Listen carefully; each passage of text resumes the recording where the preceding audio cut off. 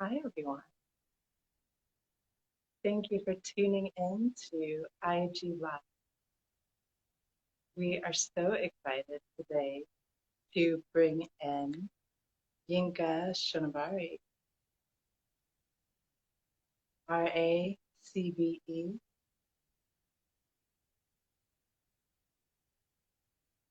In just a moment.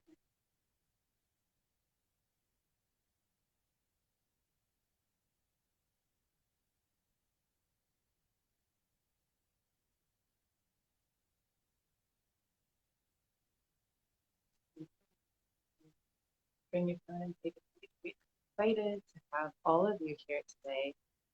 As you know, this is the World Reimagined. This is our IG Live, and Um, we're just going to get Yinka on here in just a moment.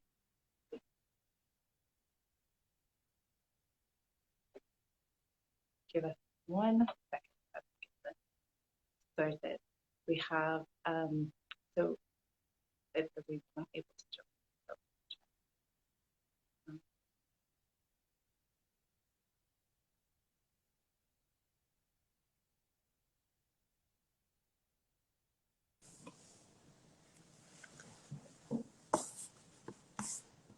there we go. Hi, Yinka.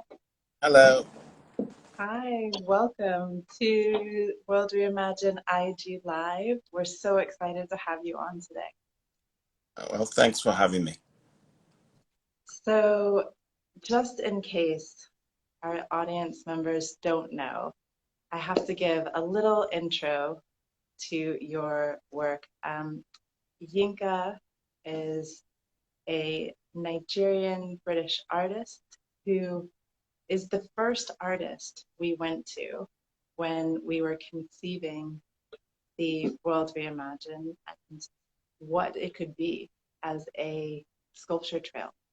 And so Yinka is who we went to for advice, and immediately he understood what we were trying to achieve, and he came up with the form that you see all around the UK right now, which is the globe form. And we're going to talk a little bit about that today.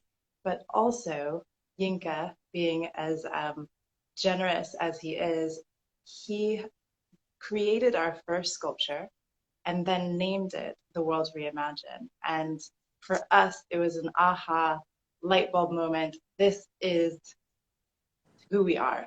And so we named the organization after Yinka's globe. So Yinka, we are so excited to have you on today. This is really special for the team and for all of the people who have been following the trails. So thank you. Well, no, thank you, for having me. Yeah. So can we dive in and just get your reaction when our co-founders, Dennis Marcus and Michelle Gale, came to you and said, we have this idea, there's not enough knowledge about the transatlantic trade in enslaved Africans. We need your help. What did you think when they came to you? No, I mean, I thought it was a great idea. The issue of the kind of, the slave trade has not been fully it's not so much in our sort of daily lives. We don't think about it. We don't. And I think, this is all of our history. The history of Britain is really tied up with this trade. And so, we should all understand it, know about it, and also understand why things are the way they are today. Why is it that certain people do not have the same kinds of opportunities? What's the history of that? And, Mm-hmm. and we should learn so that we can start changing some of the problems with the legacy of enslavement. Absolutely. And this is something, this history is something that you have explored throughout your work. And that's the reason why we came to you, because you have so many decades of exploring this and that research that you've done. So can you talk a little bit about the the research in your work that has already brought you to where you are? Well, when I started actually working here and I went to art school, um, I was generally interested in global politics. And, one of my tutors said, well, you're of African origin, aren't you? Why aren't you producing authentic African art? And that What meant, does that mean? yes, what's an African supposed to produce? What's the problem if I'm interested in other kinds of things in the world? And I then also, by the same measure, realized that there is a certain kind of stereotype that's projected onto us as Black people, and that I had to deal with it somehow. And Mm-hmm. then that's when I started to actually look into the history of colonization and empire, and what that actually means for us today, and why the stereotypes, why the discrimination, and then why the lack of equality of opportunity. And so those are the things really that have kind of pushed me to, to what I've then come to explore over the years. For example, this particular issue around slavery, or enslavement, for want of a better term. Now I live in London, and I can't actually escape the legacy. For example, the British Museum was actually, a guy called Hans Sloane handed his collection of more than 70,000 objects, which he actually acquired on the back of the trading in enslaved people. Mm-hmm. So those things are here. And of course, when you think about finance and banking, well, a number of institutions here in London have been involved in that trade. So, and you can think about, Barclays Bank, Lloyds of London, all of these banks were actually involved, and the Bank of England also. Absolutely. So and I think that you can't live in London as a person of color and ignore all of those things around you that you actually see on a daily basis. And you know that your ancestors are somehow connected to all of this. Absolutely, Yinka, I really share that feeling. And this is coming from a Black American perspective, but living in London and really feeling that sense of these institutions and these physical, the actual wealth that you see all spread all across a city like London. You know that it's on the back of your people. And so it it feels personal in a way that I think um, is inescapable. I think the word that you used is really apt for that feeling of looking around and seeing that constantly. But what's really fascinating to me about you is you then take that and you put that energy into your art, and you really play with that in a kind of with your wit, with your intelligence, with your the way that you bring that story to the forefront repeatedly with your work, and now with the world reimagined. Um, can you talk about some of your pieces? I mean, for our audience who maybe hasn't been to one of your shows, um, you bring textiles, Nigerian and West African textiles into your art. What inspired you to do that, and how does that relate to this history and the kind of if you can speak to some of the sculpture that you've created using it? Yes.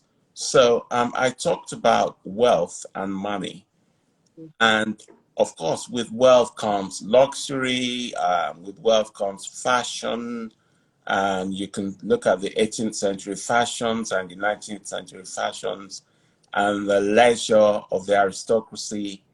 And of course, the whole issue of authenticity, or finding, projecting the notion of authenticity onto me as an African, and suggesting that I do not have the right to appropriate from Western culture or Western, ethnic culture, as I describe it. And so what I do then is I subvert the notion of kind of Western culture, Western traditions, and I kind of, I twist them around.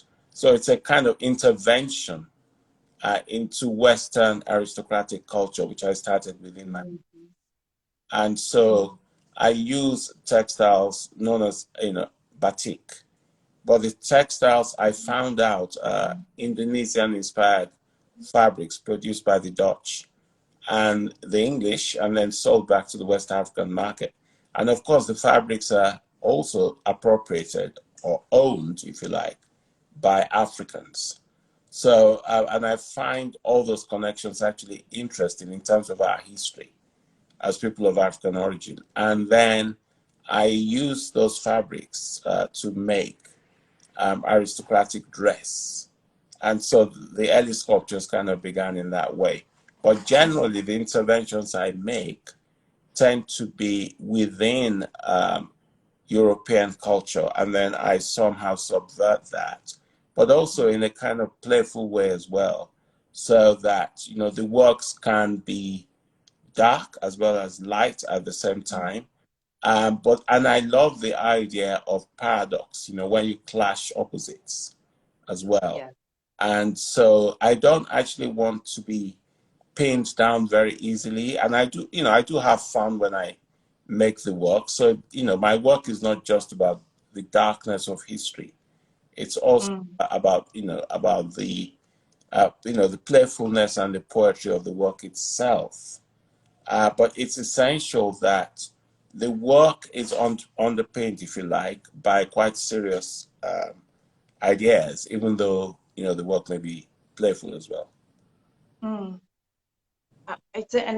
As you're talking, it also makes me think about the role of cotton in this history and how cotton was such a critical cash crop in America, and then brought over to the UK and becomes a part of the tapestry related to this history. It's just brilliant, Yinka. I always look forward to your shows and seeing your art. So when you were working on the actual globe for the World Reimagined, how did you then bring your perspective into that globe, which is, we've seen globes in your work before, but this is quite a large globe and a slightly different approach. Can you tell us more about that? Yes, so when I was approached to do the World Reimagined, I wanted to, because I knew that there would be sculpture trails and the works would be on the street. And I didn't necessarily want to alienate the general public. So I wanted to actually, in a way, I would describe it as defamiliarizing the familiar. So in a sense, I want something that the public can actually relate to, something universal, something round, and something that relates to the world. But then on top of that, for the artist to then shift that, subvert that, make the public look at that again, so that, the world then becomes reimagined. But of course, we're also talking about the role of the globe in the trade itself. So, the mapping, the triangular trade from Europe, to Africa, to the Caribbean, and then back to Europe again, in terms of the trajectory of the trade itself. So, but then the globe is something that people are familiar with, and then I wanted to do something with that triangular trade you know, Europe, Africa, Caribbean, Americas, and then the artist can make that in the way that they want. So they don't necessarily have to follow the traditional map of the world, which in effect is actually a map of dominance. And we know that Mhm. history is always written from the point of view of the winners. So, and then, you know, it's that, you know, this really presented an opportunity to empower the artists and actually see the world from their own point of view. Mm. I love that, Yinka. It really did empower the artists. So many artists came to us after finishing their work and said, "Wow, I didn't even know that I could do this. I didn't know that I could make a work this large. I didn't know that I could make a work that has this 3D nature when many of them are painters and work mostly in 2D. I didn't know that I could express this part of myself and my work and my interest. It really was, I felt like you threw out a challenge, and I think that the artist really responded and rose to the occasion. But it really was a challenge for them. That really, um, the size in particular was, I remember a lot of artists saying, "Oh my gosh, can I fill this? Can I actually create something cohesive?" That and they did, and I think, they you really led by example, and that's one of the layers that I think is so special about this project, that there's the work of the work itself. There's the expression of what the artists were trying to say, but then there was the relationship between you and these artists who were, in a sense, responding to what you offered. It's really powerful. So many of them have said that to me, so I want to pass that on to you, so you know. That's great to hear. No, I'm glad, and I'm glad that the artist really engaged. And I have They to say did. that I was blown away when I saw the globes, particularly when I saw them all together. Yeah. And the artists did a fantastic job, and they all look really great, 'cause I've seen them around London, and I know there are you know, is it up to 7 cities around the UK? Yes. So a total of 7 cities. So London plus six other cities. We have Liverpool City region, Leeds, Leicester, Swansea, Birmingham, and Bristol. Yeah, no, I mean, absolutely fantastic. It has been such a journey for us, and like I said, for our artists. So um, when you were working on your globe in particular, one of the things that I loved is how you brought the diaspora into the globe. How did you decide who was part of that diaspora and all of those names that you chose, and as you're looking at the arrows between places? Well, so the whole project of the Western Enlightenment has been to actually diminish, African knowledge and Mm, African ideas and African intellectual thought, African philosophy, um, greatly diminished by the Enlightenment, by the Western Enlightenment project. mm, And what I wanted to do was to actually say, look, Africans continue, we, the descendants of enslaved people, continue to contribute to global culture. And that would be in philosophy, that would be in music, that would be in art, that would be in poetry, that would be in science.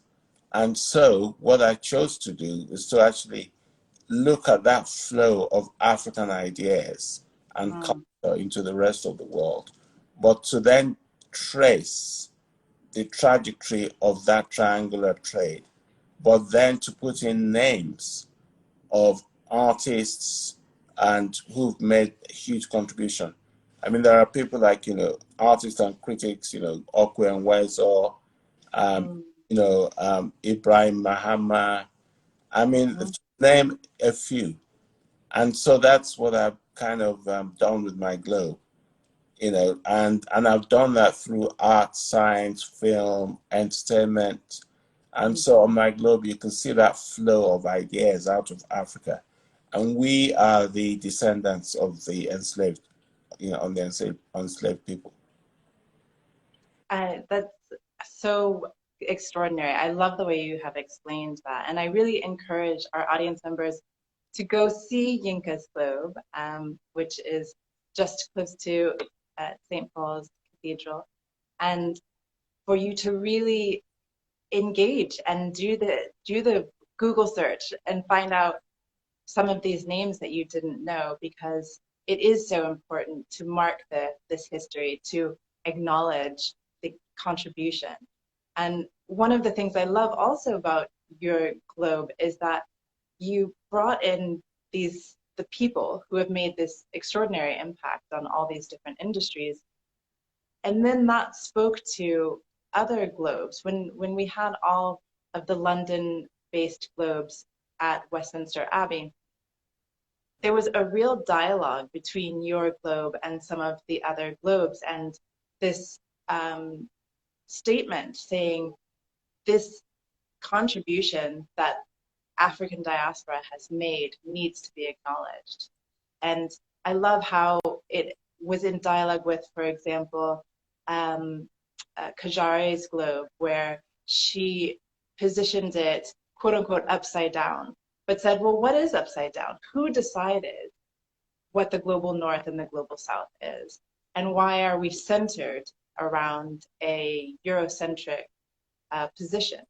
And what is our actual position? If we're a ball floating in space, then actually there is no up and down.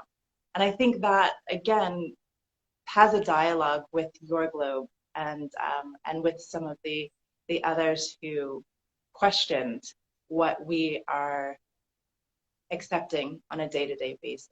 In the same way that, as you say, walking through London, questioning the buildings, questioning the banks, questioning the history that's being told versus the history that actually was. So I just want to make sure that everyone in the audience knows that we do have some time for Q&A. So if you have some questions, please go ahead and throw them into the comments. And we will have a few questions for Yinka before we let him continue his day of artistic creation. I'd love to know, Yinka, what you're working on now and what's next. Well, I mean, I've got a number of shows coming up. I've got a couple of shows coming up in London at some point. I've got a show coming up in New York, and yeah, so I'm working towards a number of projects now. Fantastic. Well, we all eagerly await seeing what's next. I would love if you could tell me just a little bit about what you're doing in Nigeria, because that is one of the projects that I'm following closely and I'm really excited about. Yeah, so again, we talk about ideas flowing from the west to the south, from the north to the south, but also many people in the south going to the north and people in the north not quite understanding the south. So I Mm-hmm. decided cultural exchange is one way to solve some of that gap, or some of that, intellectual gap and ignorance about Africa generally. So I created a foundation, and the idea really is to create cultural exchange, and so I set up an artist residency space in Lagos. So, we built this artist residency space for artists to come and spend about 3 months and then do their projects, and also to interact with local artists, intellectuals, exchange ideas. And also we have a farm, which is about 2 hours out of the city. An artist will be able to go to the farm to do a residency. We are practicing sustainable agriculture, It's really about contributing to agriculture and food sustainability on the ground. And also many artists are interested in making works about, ecology, the environment. And so we got this for Acre Farm where artists can actually also make work and interact with nature. It's a really beautiful landscape, and they also have the choice to stay in Lagos as well. And that's been going very well. We launch it officially in November, but we've already started the residencies since February, so it's really exciting. Ah, so exciting. So I can see in some of the comments, people are ready to go, Yinka. So how do people apply? Where do they find out more information? Well, they can go to Yinka Shonibare Foundation Perfect. and then write to the director of the foundation, Belinda Holden, who then might be able to help them. Fantastic. Okay, thank you. We have a couple of questions, and then we're going to come to a close. So I'm going to take the two questions that have come in. One question is about the globes in your practice and how they sit often as heads within the sculptures that you create. They wanted to know more about that. Can you tell us more? Yes. So I've replaced the heads in my sculptures with globes. I mean, I do that sometimes, and that's often a comment about um, the kind of archetype universal person, so that the figure is not necessarily focused on one type of human being. They tend to be focused on ideas, and those ideas are then expressed on the globe. I see. Okay. Well, thank you for that. We have one more question, which I'm fascinated to get your perspective on. It says, how does Yinka feel about people from non-African descent being involved in the project? Why was that important? How do you imagine you will feel when the globes are auctioned? So I think that's two questions, really. But the first is about non-African descent people being involved. Yes. Well, the history of enslavement is all of our history. And Africans did not enslave themselves, or we did not enslave ourselves. Our ancestors did not enslave, themselves. And everyone is impacted, and also the whole legacy around us does affect everyone. So it's important that that's recognized, that this is our shared history and Absolutely. we're involved. Absolutely. That is how we as an organization feel. And I also think it's important to acknowledge that it's difficult to move forward without dialogue. And a dialogue needs to involve many people. A dialogue needs to engage different perspectives in order for us to all hear each other, understand each other, and then move forward and create a more equitable environment. So I think if we only had African descent artists, I think we miss pieces of that dialogue. And that said, the majority of the artists who worked on this project were from the African diaspora. And I think that, so the last part, the last question, which is very apt as we close, is how will you feel when the globes are auctioned? Well, I mean, I think that side of it is not really my department. Fair enough. Fair enough. Yeah, that is my department as I'm responsible. Um, I so if I answer this question, I would say for us, the auction is an important part of the project. The auction allows the project to live on, and that's through the legacy of the artist. In the proceeds of the auction, we have what we call the shared artist fund. So whether an artist sold their globe or not, they will receive proceeds from the larger pot. And to us, that's really important because this was a collective, this was a group effort.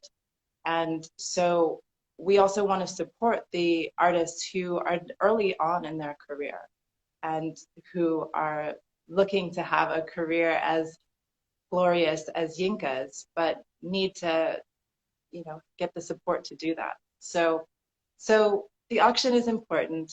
We as a team at the World Reimagined will feel really honored to have been a part of the journey for the artist. And I'll leave it at that. Yinka, thank you so much for spending this afternoon with us. This was wonderful to get a window into how you think through your art and your engagement with this project. Thank you so much. Thank you very much. Okay. Bye-bye. I'll see you soon, I hope. Yeah, see you soon. Okay. Bye-bye. Bye.